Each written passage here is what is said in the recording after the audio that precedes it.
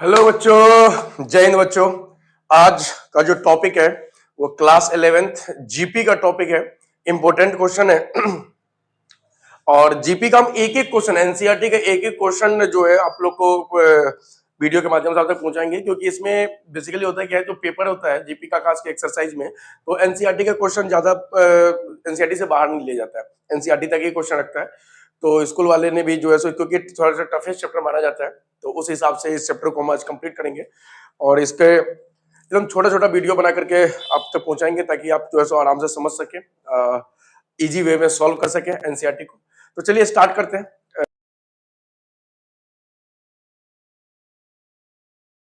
Class 11th topic हमारा GP आज का, ठीक है। तो देखिए, अगर हम जीपी की बात करें तो जीपी है क्या?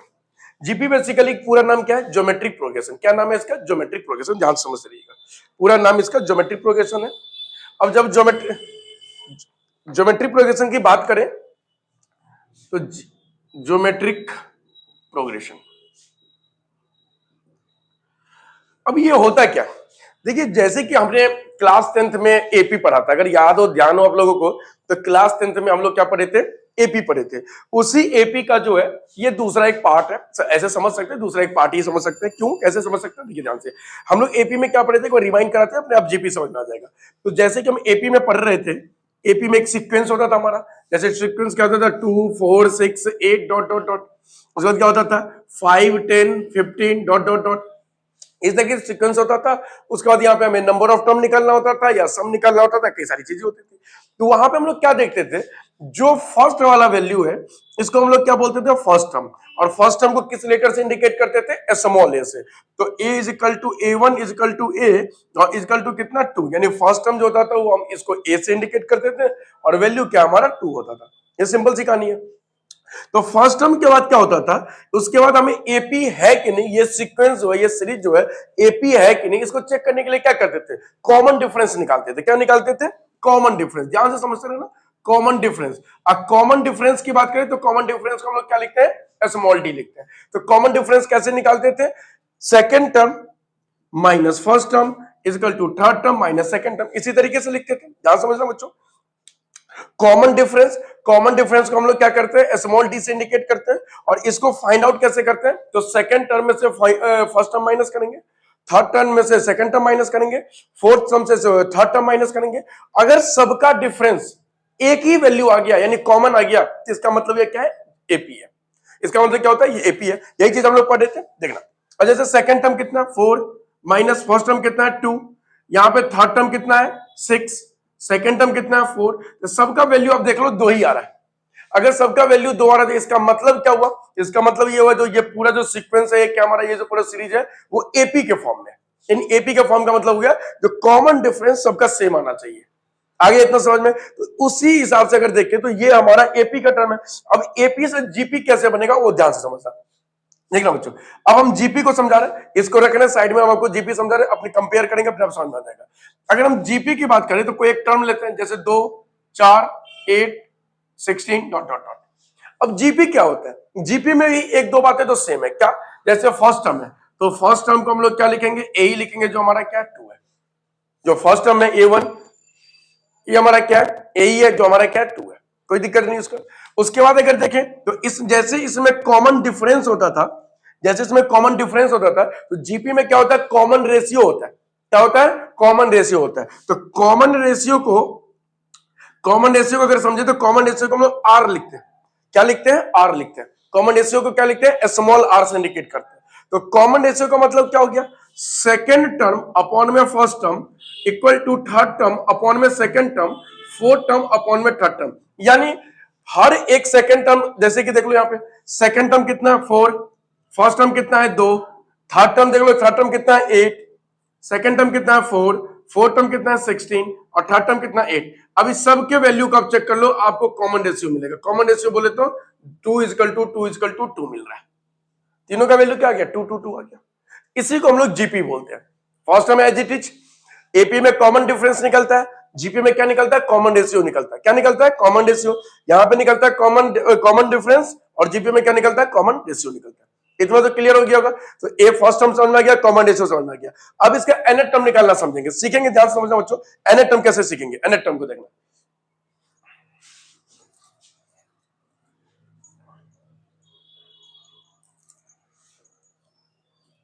देखिए, अगर हम कॉमन रेशियो की बात करेंगे, nth टर्म की बात करेंगे, तो an is equal to AP में हम लोग क्या लिखते थे, एपी में a plus n minus 1d, a plus n minus 1d, ये nth टर्म हुआ करता था। ये क्या होता था, nth टर्म होता था कहां पे, एपी में, एपी में। अब जीपी की बात करेंगे तो ध्यान समझना, जीपी में क्या होता है, an is equal to a r n minus 1। अब देखो बच्चों, वहां तो कॉमन डिफरेंस होता था इसलिए डी, यहां पे क्या होता है, कॉमन रेशियो होता है। क्या होता है यहाँ पे, कॉमन रेशियो। तो ए nth टर्म का फॉर्मूला क्या हो गया, ए आर एन माइनस 1। अब आप एक चीज समझना, अगर हमें फर्स्ट टर्म निकालना है तो फर्स्ट टर्म कैसे निकालेंगे, देखो फर्स्ट टर्म निकालेंगे तो क्या करेंगे, एन के जगह पे 1 रख देंगे, एन की जगह पे कितना रखेंगे, 1। तो ए को ए ही रहने दे, आर को आर ही रहने देते हैं, और यहां पे क्या हो जाएगा, एन की जगह पे 1 माइनस 1, यानी ए आर की पावर 0। तो ए इंटू किसी का भी पावर 0 होता है तो 1, यानी क्या आ गया, 1। फर्स्ट टर्म किसके इक्वल हो गया, एक। समझ में आ गया, फर्स्ट टर्म किसके इक्वल हो गया, एक इक्वल हो गया। अगर सेकंड टर्म निकालना हो तो कैसे निकालेंगे, तो सेकंड टर्म के लिए क्या करेंगे, a2, तो a एज इट इज रह जाएगा, r, और यहां पे क्या करेंगे 2 माइनस 1, तो ये कितना हो जाएगा, a r की पावर 1, यानी a r। तो सेकंड टर्म को क्या लिख सकते हैं, a r लिख सकते हैं। सेकंड टर्म को क्या लिख सकते हैं, a r। अब ध्यान से बोलना, एक छोटा ट्रिक निकल जाएगा यहां से। अगर थर्ड टर्म को देखें तो a r 3 माइनस 1, तो a r कितना निकल गया, 2, ए आर कितना निकल गया, स्क्वायर। थर्ड टर्म देखे तो क्या निकल गया, ए आर स्क्वायर निकल गया। थर्ड टर्म कितना निकल गया, ए आर स्क्वायर। अब ध्यान समझना, अगर फोर्थ टर्म निकालेंगे तो ए आर 4 माइनस 1, तो ए आर की पावर 3, ए आर की पावर 3। अब यहाँ पे एक शॉर्ट ट्रिक क्या निकल गया, ध्यान से देख लो बच्चों। देखो, जब हमारा एन का पावर 1 था तो हमारा फर्स्ट टर्म आया, मतलब ध्यान समझना, जितना एन के पास है, जितना एन के पास है उससे एक कम आर का पावर हो जाएगा। जितना एन के पास है उससे एक कम क्या हो जाएगा, आर की पावर हो जाएगा। ध्यान समझना बच्चों, ध्यान से।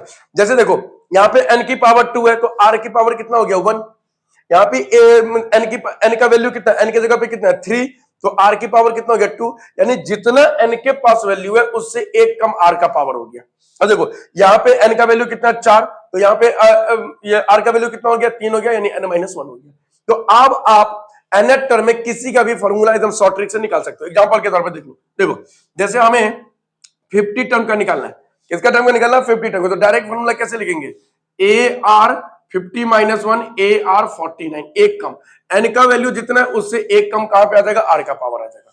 क्लियर हो गया, nth टर्म समझ में आ गया, nth टर्म कैसे निकालेंगे, यहां पे कोई दिक्कत नहीं है। ओके, अब इसके आगे समझना है हमें, ये तो था आपका nth टर्म था। अब सम ऑफ nth टर्म कैसे निकलेगा उसको समझना बच्चों। सम ऑफ nth टर्म कैसे निकलेगा, देखो जो सम होता है, जीपी का सम, जीपी का जो सम होता है, S n equal to sum of nth term equal to क्या होता है, फॉर्मूला ध्यान समझना, ए आर की पावर एन माइनस 1 अपॉन में आर माइनस 1, ये होता है सम ऑफ nth टर्म।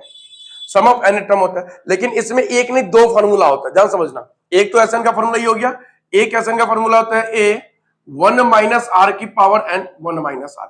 अच्छा, ये दोनों में क्या डिफरेंस है, दो अलग अलग फॉर्मूला क्यों बना, ये दो अलग अलग फॉर्मूला क्यों बना बच्चों, इसको समझने वाली बात है।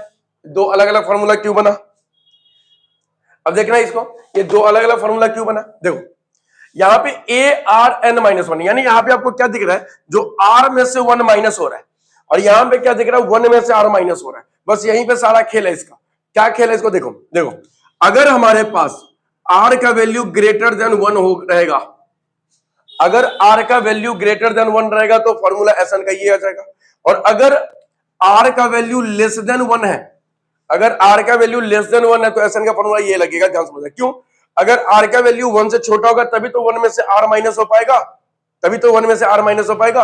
और जब आर का वैल्यू 1 से बड़ा होगा तभी तो यहाँ पे आर में से 1 माइनस हो पाएगा।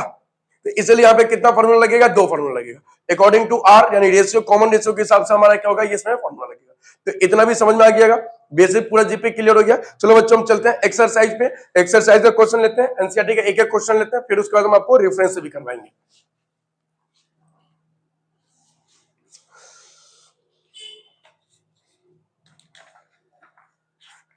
देखना पहला क्वेश्चन क्या है, फर्स्ट क्वेश्चन क्या है? फर्स्ट क्वेश्चन है find the 20 and nth term of the GP 5/2, 5/4, 5/8। ये फर्स्ट क्वेश्चन है। देखते रहना बच्चों कैसे सॉल्व करेंगे, आराम से एक एक क्वेश्चन करके समझ के हम लोग करेंगे। देखना बोला क्या है, 20 टर्म निकालने के लिए और nth टर्म निकालने के लिए। क्या बोला है? 20 टर्म निकालने के लिए और nth टर्म निकालने के लिए। कैसे निकालेंगे 20 टर्म और nth टर्म? ध्यान से देखो सबसे पहले हमारे पास इसमें क्या है, फर्स्ट टर्म कितना गया 5/2। कॉमन रेशियो कितना था अभी बताए थे, कॉमन रेशियो निकालते हैं तो r का वैल्यू कैसे निकालेंगे, a2 अपॉन में सेकंड टर्म अपॉन में फर्स्ट टर्म, तो 5/4 अपॉन में कितना 5/2, तो 5/4 इंटू 2/5, ये और ये कैंसिल, 2 2 जा 4, यानी कितना आ गया 1/2। कितना आ गया 1/2। यहां तक समझ में आ गया, a आ गया और r आ गया। अब हमें क्या निकालना है, 20 टर्म निकालना है। तो 20 टर्म कैसे निकालेंगे, a20, तो ar n-1, ar 20-1, ar की पावर 19, ar की पावर कितना 19, तो a20 का वैल्यू कितना निकल जाएगा, फर्स्ट टर्म कितना हमारे पास 5/2, फर्स्ट टर्म कितना है a कितना है, और r का वैल्यू कितना 1/2 और इसका पावर कितना 19। कैसे सॉल्व करेंगे, 5/2 इंटू 1/2 की पावर 19, तो 5/2 की पावर 20, ये आंसर हो गया। बेस सेम है ना, यहाँ पे देखो बेस सेम है, पावर ऐड कर देंगे, बेस सेम है, पावर ऐड करने कितना हो जाएगा 5/2 की पावर 20। क्लियर हो गया। तो ये तो निकला 20 टर्म। अब आपसे बोला nth टर्म भी निकालने के लिए, तो nth टर्म कैसे निकालेंगे, nth टर्म कैसे निकालेंगे बच्चों ध्यान समझना।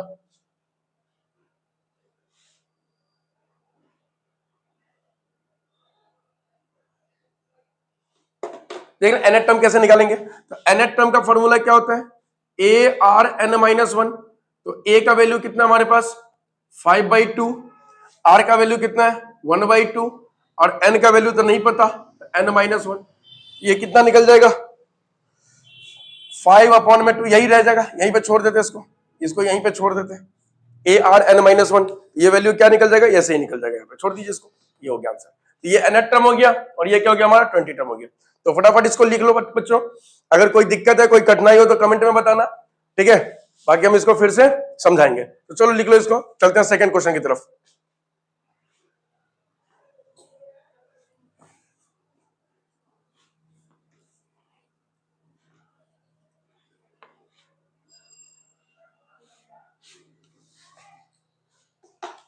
देखना बच्चों सेकंड क्वेश्चन क्या कह रहा है, सेकंड क्वेश्चन को ध्यान समझना। सेकंड क्वेश्चन कह रहा है find the 12th term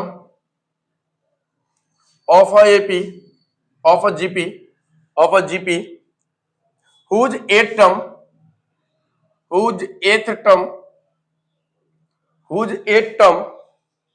is 192 and the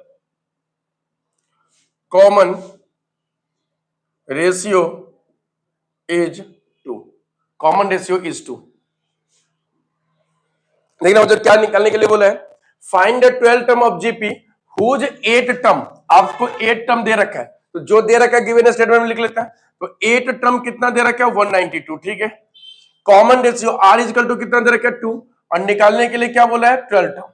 तो 12 टर्म कैसे निकालेंगे, ए आर 12-1 यानी ए आर 11। कैसे निकालेंगे, ए आर 11। अब सीधी बात एक बात समझो बच्चों, अगर ए का वैल्यू मिल जाए आर का वैल्यू मिल जाए तो आराम से निकाल लेंगे। हमें देखना क्या है, ए और आर का वैल्यू निकालना है, ए और आर का वैल्यू निकालना है, अपने आप समझ में आ जाएगा, देखते रहना।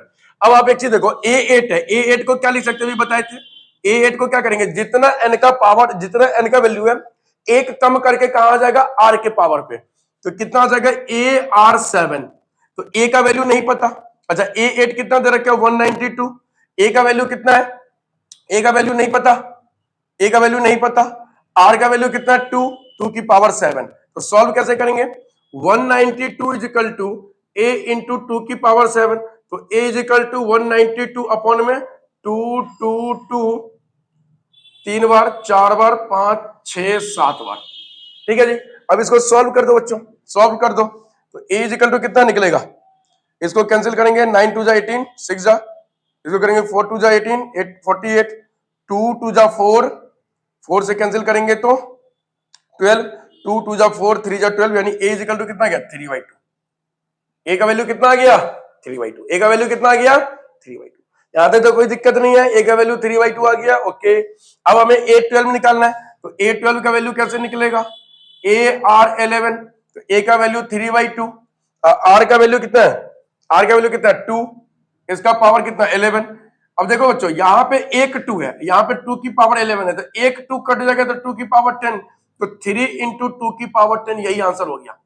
यहीं पे आंसर लिख करके छोड़ देना आपको, ठीक है, समझ में आ गया, कोई दिक्कत परेशानी तो नहीं हो रहा है, क्लियर हो रहा है, चलिए लिख डाले। कोई परेशानी हो तो बताइएगा, चैनल को सब्सक्राइब कीजिएगा ताकि हम हर एक वीडियो जो आप तक पहुंच सके। और मैंने आपको जैसे बता रखा है जो एनसीईआरटी के अलावा भी हम आपको हर चैप्टर का क्वेश्चन करवाएंगे, तो आप सब्सक्राइब करके रख लेना। और जो भी छोटी छोटी परेशानी आएगा आप हमें जरूर बताना ताकि उसको हम सुधार करें, क्योंकि ये न्यू चैनल है। और चैनल को सब्सक्राइब करना और दोस्तों को जरूर बताना जो मैथ्स का क्लास स्टार्ट हो चुका है यूट्यूब पे पूरा फ्री। चलो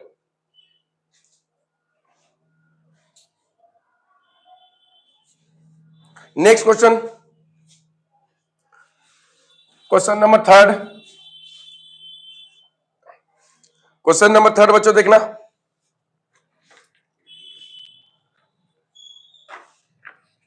इसको अगर मल्टीप्लाई करेंगे तो कितना आ जाएगा 3072, ठीक है। क्वेश्चन नंबर थर्ड देखना, क्वेश्चन नंबर थर्ड में क्या बोला है, the fifth 8th and 11th term of a GP are P, Q and S respectively,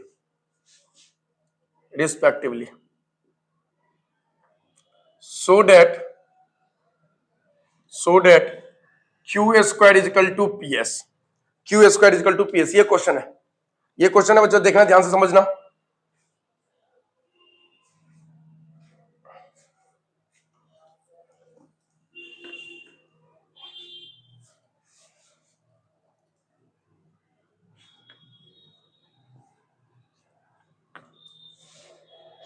देखिए, fifth term 8th term and 11th term of GPR, fifth term का मतलब P दे रखा है और 8th टर्म का मतलब Q दे रखा है और 11th टर्म का मतलब S दे रखा है, ठीक है बच्चों। तो फिफ्थ टर्म को क्या लिख सकते हैं, ए आर की power 4 is equal to P, A are की पावर 7 इजकल टू Q और ए आर 10 की पावर S। अब ये समझ में आ गया होगा, जो पावर क्या है, जितना n के जगह पे, देखो जितना n के जगह पे वैल्यू है उससे एक कम क्या हो रहा है पावर, जितना n के जगह पे एक कम पावर मतलब n-1 कर रहा है। यहां तक तो क्लियर हो गया।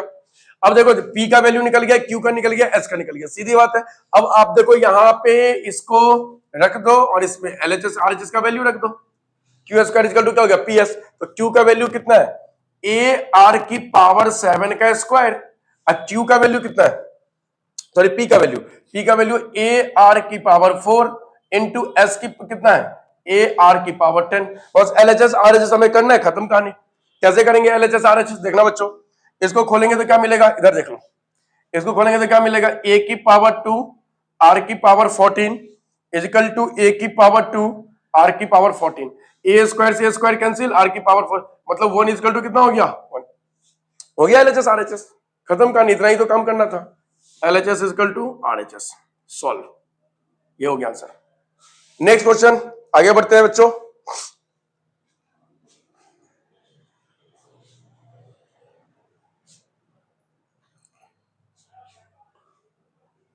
देखना next question,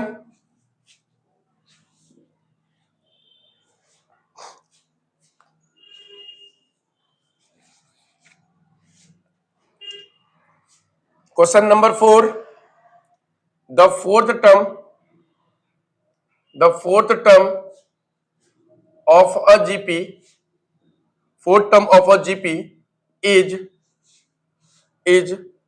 a square of its second term second term and the first term is minus 3 determine its seventh term, determine its seventh term।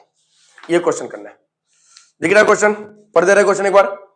The fourth term of the GP is square of the second term and the first term is minus 3 determine the seventh term. ये question है। और देखो इस question को कैसे आराम से करेंगे समझना बच्चों, ध्यान से देखना, बहुत ही आराम से करेंगे क्वेश्चन। एक एक क्वेश्चन समझ में आ जाएगा आपको, एक एक क्वेश्चन समझ में आ जाएगा, कहीं पे कोई भी परेशानी नहीं होगा। देखना क्या बोला है, fourth term of GP is, fourth term बोले तो A4। अब मैथ्स में इज का मतलब इक्वल टू, मैथ्स में इज का मतलब इक्वल टू, ध्यान रखना।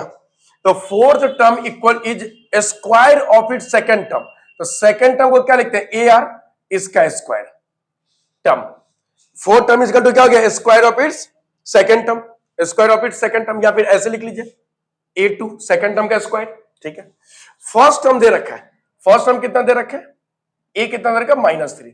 आपको निकालना क्या, सेवेंथ टर्म। तो सेवेंथ टर्म को क्या लिखेंगे, AR की पावर 6। अब A मिल गया, A दे ही रखा है, R निकाल लो, सॉल्व हो जाएगा क्वेश्चन, खत्म कहानी। कैसे करेंगे कैसे करेंगे समझो बच्चों। अगर इसको देखें तो A4 को क्या लिख सकते हैं, AR की पावर 3, N का वैल्यू जितना उससे एक कम, उससे एक कम। AR3 इजिकल टू, इसको क्या लिखेंगे, AR का स्क्वायर। इसको क्या फिर से, AR cube is equal to A square R square. अब देखो यहां R स्क्वायर से ये कैंसिल और इससे ये कैंसिल, तो आपको क्या मिला, R इजिकल टू A मिल गया। कितना मिल गया, R इजिकल टू A मिल गया। ठीक है, अब आप देखो फर्स्ट टर्म आपके पास में -3 दे रखा है, तो R भी आपके पास कितना हो जाएगा, -3, क्योंकि A और R इक्वल है। अगर ये दोनों इक्वल है तो A का वैल्यू जितना होगा उतना ही R का वैल्यू होगा। ठीक है, अब आपको क्या निकालना है, A7। तो A7 के लिए AR की पावर 6, तो A का वैल्यू कितना, -3, और R का वैल्यू कितना, -3 का पावर 6। अब बेस सेम है तो पावर क्या हो जाएगा, ऐड, बेस सेम है तो पावर क्या हो जाएगा, ऐड। तो -3 को 7 टाइम्स मल्टीप्लाई कर दीजिए, आपको आंसर आ जाएगा। कितना आ जाएगा, 2187, -2187, 2187, ये आ जाएगा आंसर। लिख लो बच्चों।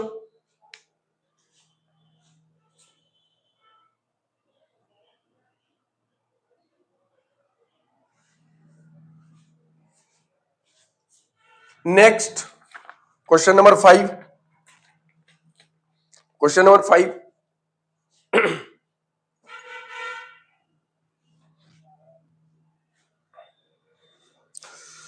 देखना बच्चों, क्वेश्चन नंबर 5 का क्या बता रखा है, विच टर्म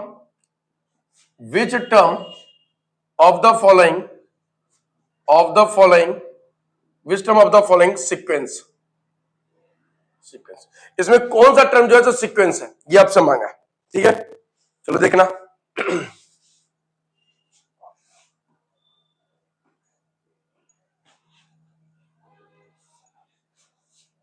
बोले which term of the following sequence, कौन सा टर्म इसमें सीक्वेंस है, ये चीज आपको बताना है। ठीक है, अब देखो पहले क्वेश्चन फर्स्ट पार्ट क्या दे रखा है, 2 4 डॉट डॉट इज 128, क्या दे रखा है, 128। ठीक है, अब आपको ये बताना है जो ये कौन सा टर्म है, कौन सा टर्म है which term of the following sequence. तो पहले एपी है या जीपी है, इसको चेक करेंगे। तो चलो भाई जीपी को चेक कर लेते हैं, जीपी क्या होता है। तो जीपी के लिए हमें क्या निकालना होता है, आर, सेकेंड टर्म अपॉन में फर्स्ट टर्म, 2√2 अपॉन में 2, कितना गया, √2। फिर आर निकालेंगे, 4 अपॉन में 2√2, यहाँ पे 2 हो गया, इससे कैंसिल करेंगे √2। ठीक है जी, इसका मतलब ये सीक्वेंस क्या हमारा जीपी है, सीक्वेंस क्या है, जीपी है। क्लियर है। अब आपसे बोला कुछ निकालने के लिए भी आगे, तो अब आपको बोला टोटल टर्म कितना इसके अंदर, मतलब इस सीक्वेंस में 128 तक टोटल टर्म कितना, नंबर ऑफ टर्म निकालना है। तो कैसे निकालेंगे नंबर ऑफ टर्म, ध्यान से समझना बच्चों, नंबर ऑफ टर्म कैसे निकालेंगे। देखो नंबर ऑफ टर्म की अगर बात करें तो इसमें फर्स्ट टर्म कितना दे रखा है, 2। नंबर ऑफ टर्म कैसे निकालेंगे, ए एन का फॉर्मूला एन टर्म लगा देंगे, जो एन टर्म होगा, जो एन का वैल्यू निकलेगा वही हमारा नंबर ऑफ टर्म हो जाएगा। तो फर्स्ट टर्म कितना दे रखा है, 2, और कॉमन रेशियो कितना निकल गया, √2। तो कैसे निकालेंगे, a n is equal to a plus sorry a are की पावर n-1। अब nth टर्म देखिए, an जो होता है उसको लास्ट टर्म भी बोलते हैं, एपी में पढ़े हुएगा। जो आपका an टर्म होता है वो आपका लास्ट टर्म होता है, और an टर्म या लास्ट टर्म जो भी बोल लीजिए, ये वैल्यू आपको दे रखे 128। फर्स्ट टर्म कितना आपका 2, r कितना आपका √2, और यहां पे वैल्यू कितना n-1, कितना वैल्यू है n-1। अब समझना ध्यान से, यहां पे अगर हम इसको ऐसे करें 2 से इसको कैंसिल कर दे तो कितना हो जाएगा 64, ये कितना हो जाएगा 64, तो ये कितना हो जाएगा √2 की पावर n-1, √2 की पावर n-1। अब आप इसको देखो, इसको 2 के टर्म में खोल लो, यहाँ पे √2 है ना, पहले √2 इसको 2 के टर्म में खोलेंगे, अपने आप बन जाएगा। तो 2 की पावर कितना, तो 2 2 जा 4 2 जा 8 2 जा 16 32 और 1 कितना हो जाएगा 2 की पावर 6, कितना हो जाएगा 2 की पावर, समझना बच्चों 2 की पावर 6, इधर समझाते हैं, 2 की पावर 6 करेंगे तो √2 की पावर n-1। अब आपको एक चीज पता होगा, जो एक 2 के बदला कितना √2 होता है, 2 √2 होता है। एक 2 के बदला कितना √2 होता है, 2 √2 होता है। यहाँ पे एक 2 है तो एक 2 के बदला कितना √2, 2 √2। तो हम इसको ऐसे लिख सकते हैं, इस 2 को √2 का स्क्वायर, √2 का स्क्वायर करेंगे तो क्या मिलेगा 2 ही मिलेगा, और होल का पावर कितना 6 इक्वल टू √2 की पावर n-1। समझो फिर से, देखो एक 2 है तो 2 को अगर हमें √2 के टर्म में लाना है तो √2 का अगर स्क्वायर कर देंगे तो 2 ही होगा, और होल की पावर कितना हो गया 6 हो गया, इक्वल टू √2 की पावर n-1। ठीक है, अब इसको देखो √2 की पावर 12 इक्वल टू √2 की पावर n-1, बेस सेम हो गया तो पावर भी क्या हो जाएगा इक्वल हो जाएगा। तो 12 इक्वल टू कितना हो गया n-1, तो ये 1 इधर आ जाएगा, equal to n equal to कितना आ गया 13, n का वैल्यू कितना आ गया 13। आगे समझ में बच्चों, यही था क्वेश्चन, लिख डालो।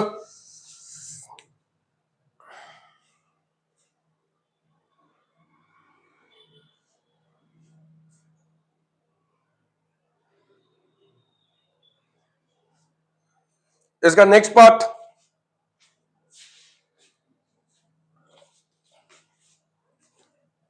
सेकंड पार्ट देखना बच्चों।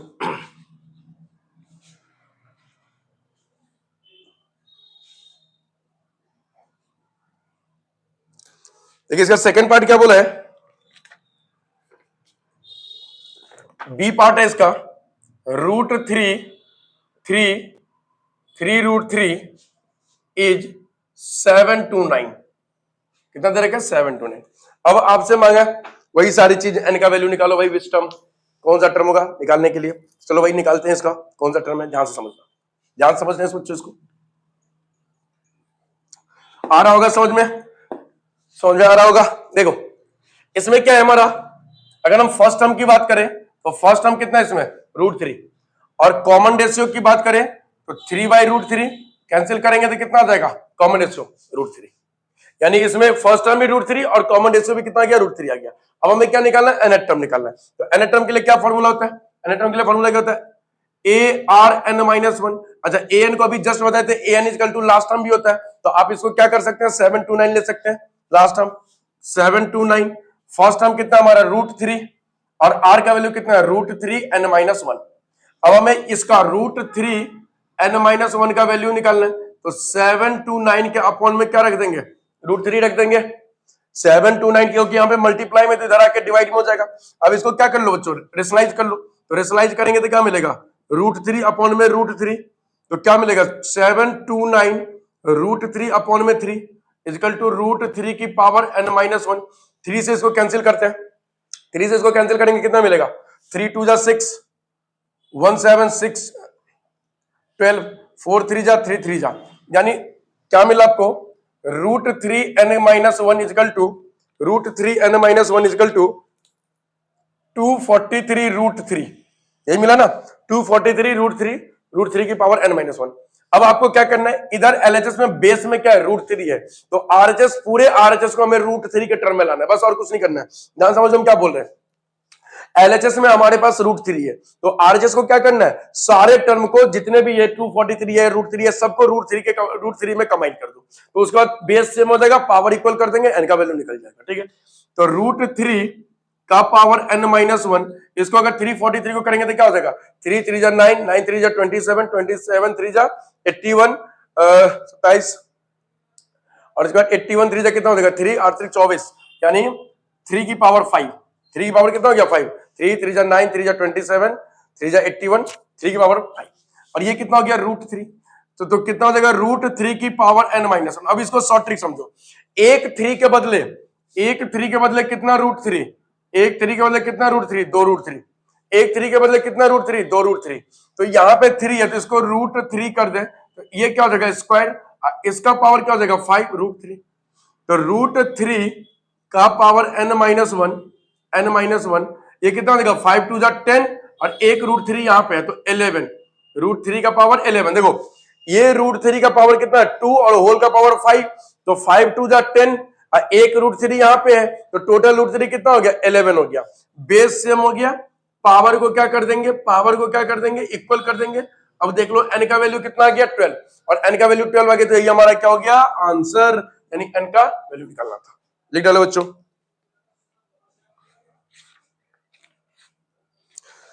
नेक्स्ट क्वेश्चन,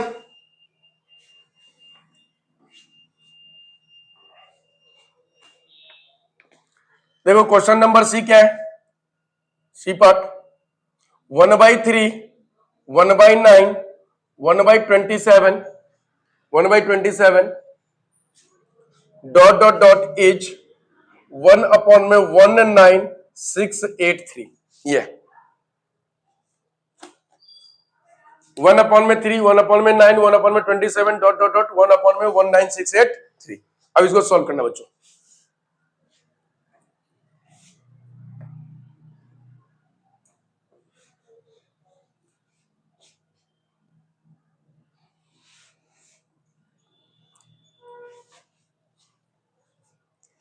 देखना अब यहां पे अगर देखें तो फर्स्ट टर्म कितना हमारे पास 1/3, कॉमन रेशियो कितना है 1/9 अपॉन में 1/3, तो सॉल्व करेंगे 1/9 3/1 तो कितना हो गया 1/3 हो गया।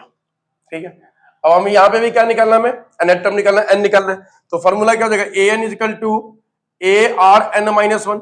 nth टर्म को भी बोले थे लास्ट टर्म लिख सकते हैं हम लोग। लास्ट टर्म कितना दे रखे हैं 1 में 19683 इक्वल टू a का वैल्यू कितना है 1/3, r का वैल्यू कितना है 1/3, n की पावर -1। यानी आपको एक चीज दिख गया जो RHS में अगर हम इधर की तरफ देखें तो इधर की तरफ क्या आपके पास 3 है, यानी LHS का जो टर्म है उसको 3 के पावर में लाना है। क्या के पावर में लाना है 3 के पावर में, क्योंकि इधर अगर 3 है बेस में तो यहाँ भी हमें बेस क्या बनाना पड़ेगा 3 बनाना पड़ेगा। तो 3 की पावर कितना कर देंगे 9। देखो अगर 1/3 की पावर आप 9 कर दो इधर तो इधर कितना हो जाएगा, ध्यान समझना। एक काम करते हैं पहले तो इसको क्रॉस मल्टीप्लाई करा लेते हैं, ये मल्टीप्लाई में इधर डिवाइड हो जाएगा तो 1 में 19683 और डिवाइड करा देंगे 1/3 इक्वल टू 1/3 की पावर n-1। ठीक है बच्चों, अब इसको देखो, इसको डिवाइड करेंगे तो क्या होगा 3 ऊपर 19683 1/3 की पावर n-1। अब 3 से इसको कैंसिल कर लो, 3 6 जा 18 16 5 3 जा 15 3 जा 1 जा, तो 1 में 6561 इक्वल टू 1/3 की पावर n-1। ठीक है, अब इधर 3 है तो इधर भी 3 की पावर में कर लेते हैं। इधर 3 की पावर में करेंगे तो कितना आ जाएगा 1/3 की पावर, इसको फैक्टर कर लो 6561 को 3 से, 3 2 जा 3 1 जा 5 3 जा 15 3 2 जा 6 3 1 जा 3 2 8 3 जा 7 जा, फिर 3 से 3 7 जा 3 2 जा 6 27 9 3 जा, फिर 3 से 3 2 जा 6 3 3 जा, फिर 3 से 8 27 9 3 3 1 2 3 4 5 6 7 8 2 4 6 8, टोटल कितना हो गया 1/3 की पावर 8 इक्वल टू 1/3 की पावर n-1। तो बेस सेम हो गया, तो पावर कितना हो गया n-1 इक्वल टू 8, तो n इक्वल टू कितना हो गया 8 + 1 यानी कितना हो गया 9। आई बात समझ में। तो जैसे कि आपने देखा जो जीपी का एक्सरसाइज है क्वेश्चन नंबर 1 से लेकर के क्वेश्चन नंबर 5 तक, ये 5 क्वेश्चन आप लोगों को क्या करना है, एक क्वेश्चन को एक बार वीडियो में देखना है और उसके बाद फिर खुद से ट्राई करना है। अगर कोई दिक्कत हो तो आप क्या करना है, आपको कमेंट करना है जो सर यहाँ पे ये प्रॉब्लम आ रही है, फिर उसको हम दोबारा फिर से अगले वीडियो में समझाएंगे और फिर इसके बाद हम अगले लेक्चर में जब आएंगे तो क्वेश्चन नंबर 6 से लेकर के आगे तक आएंगे। यानी 5-5 क्वेश्चन का आपको टारगेट दे रहे हैं, हर रोज सिर्फ 5 क्वेश्चन प्रैक्टिस करना है। ओके बच्चों, थैंक यू।